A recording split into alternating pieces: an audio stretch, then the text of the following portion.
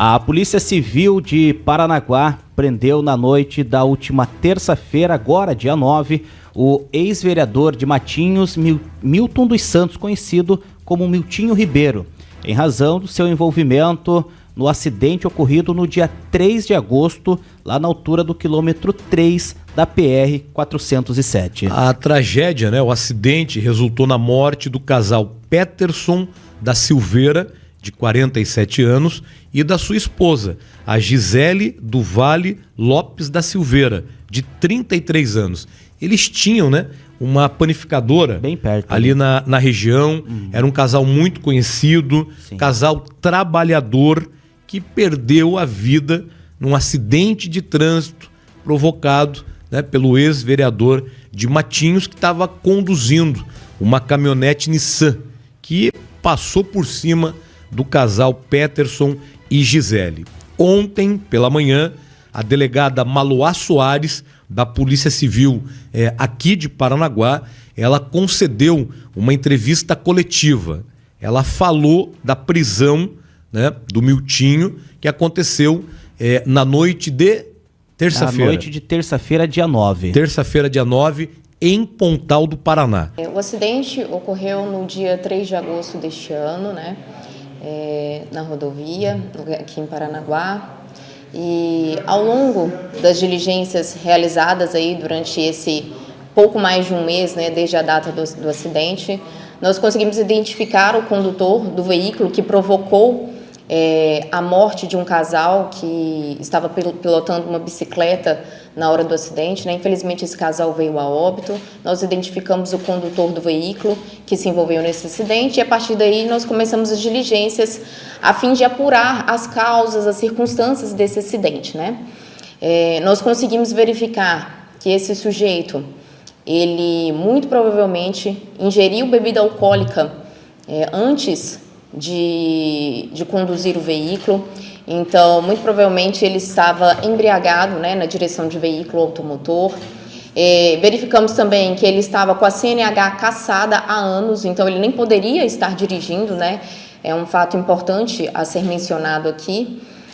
Verificamos também por meio de testemunhas e câmeras de segurança que ele estava dirigindo em uma velocidade incompatível com a via, então ele estava dirigindo em alta velocidade na rodovia. E também um agravante da situação é que ele não permaneceu no local logo após o acidente. Logo após o acidente, ele saiu do local, Ele chegou aí em alguns locais ali próximo da rodovia, ele foi em igreja para procurar ajuda, enfim. Chegou a ir em outros lugares ali, mas depois ali ele não permaneceu no local, ele acabou indo embora e apenas se apresentou aqui na delegacia alguns dias após o acidente. Então, todos esses elementos que foram produzidos durante o inquérito policial, nós ouvimos diversas testemunhas, várias pessoas que encontraram com o condutor do veículo após o acidente, ouvimos as pessoas envolvidas, as pessoas que estavam com ele dentro do veículo também, ouvimos elas, e tudo isso foram angariados vários elementos para a gente poder representar pela prisão preventiva dele. A partir daí foi concedida a prisão preventiva e nós efetuamos a prisão na data de ontem, na cidade de Pontal do Paraná, em um estabelecimento que é de propriedade do suspeito. Doutora, são vários elementos, como a senhora disse, ele não ter permanecido no local, a questão da CNH vencida, velocidade incompatível também com a via, mas o que de fato a Polícia Civil utilizou como base para pedir essa prisão preventiva do suspeito? Tá.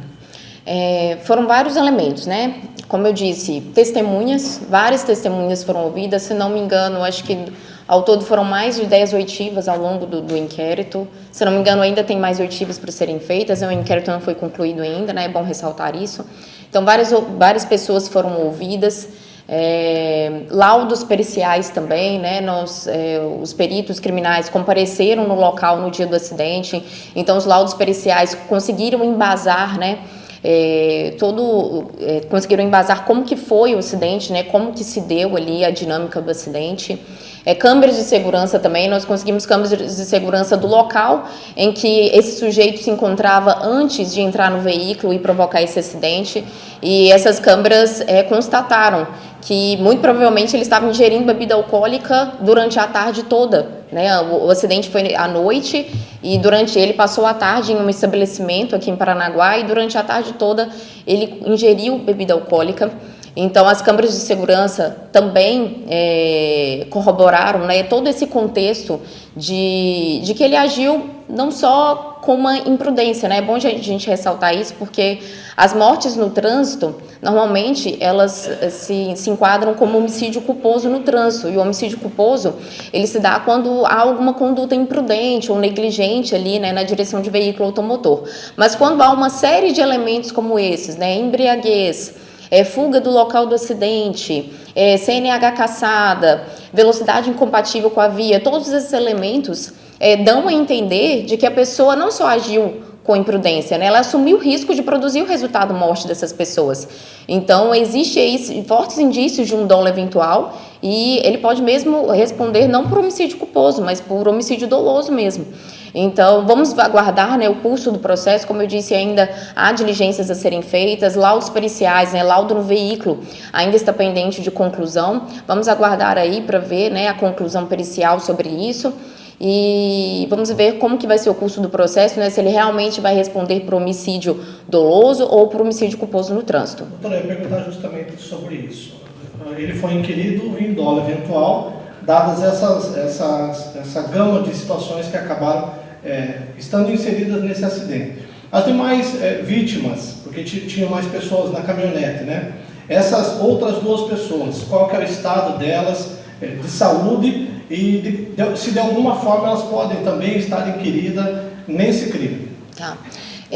Nós apuramos que dentro da caminhonete, né, em que esse sujeito dirigia, havia mais duas pessoas e um deles está bem, não houve lesões, nem nada assim, aparentemente.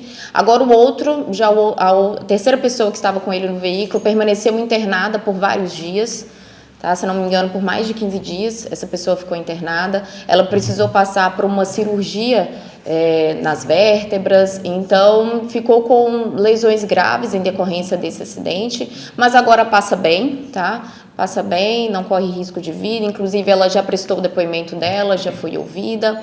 E também ele pode responder também por lesão grave, né, em relação a essa pessoa que ficou internada e passou por cirurgia. Doutora, é claro que desde que o acidente aconteceu, né, houve um tempo até chegarmos na prisão do Miltinho. Falar um pouco do trabalho da Polícia Civil, que foi muito importante nisso tudo, principalmente com a materialidade, né? No começo tinha muita informação, que ele bateu numa moto, depois teve toda essa investigação para saber se de fato houve esse outro acidente ou não, que não se confirmou. Falasse um pouco sobre o trabalho da Polícia Civil nesse caso específico, até foi um tempo, né, curto, podemos dizer assim, para que essa prisão acontecesse. Uhum. Sim, desde que nós tomamos conhecimento desse acidente, né, e principalmente por ser um caso que comoveu muito a sociedade, nós estamos falando de duas vidas inocentes que foram tiradas em questão de segundos, né, por um acidente de trânsito. Então, nós já angariamos diligências ali, logo já no dia seguinte dos fatos, para tentar resolver e elucidar a dinâmica desse acidente o mais rápido possível. Então, conseguimos arrolar diversas testemunhas. Não é fácil identificar todas as testemunhas envolvidas. Algumas pessoas, inclusive, às vezes não querem depor na delegacia, né?